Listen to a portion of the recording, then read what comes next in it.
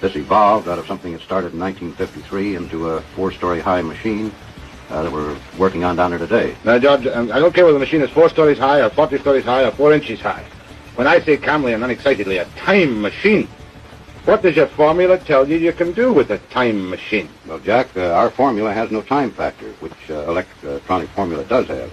And on the other hand, electronic science has only had 2 dimensions to work with, the electric pattern and the magnetic pattern perpendicular to it. And we discovered a 3rd zone, which we call a time zone, and we are working through this zone with an effort to orient the magnetic field to give us other results than our science can obtain at present. George, it's double talk to me. A time machine means to me a little box that I can go into and go back 5,000 years or forward 10,000 years. Is that what your formula tells you can do? Well, Jack, this isn't a little box. This is a 4-story machine focusing fields that we can orient to produce this zone big enough for a man to get into.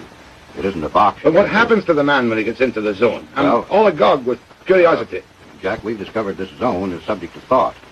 Now, since time doesn't record events the way we do on calendars and clocks, you could only record an event by thinking of it. Now, theoretically, we believe we can take a videotape magnetic camera into the time zone and photograph Lincoln's Gettysburg Address or Caesar's armies marching. Let me get this straight. In other words, you're telling me, like H.G. Wells imagined 50 years ago, that everything that happened in time is still there to be seen by the recreation electronically of a thought which exists. Jack, you know how you talk into a tape on a tape recorder and play the interruptions back, identical to the play that you made. The Earth's magnetic field is the same way. You can put interruptions into it and play them back out of it. An associate of ours in creating a magnetic coupler with this principle coupled in the Earth's magnetic field and played back TV shows from stations that aren't even in business anymore. You mean an experiment has been done to bring out of the air television programs which have been and gone?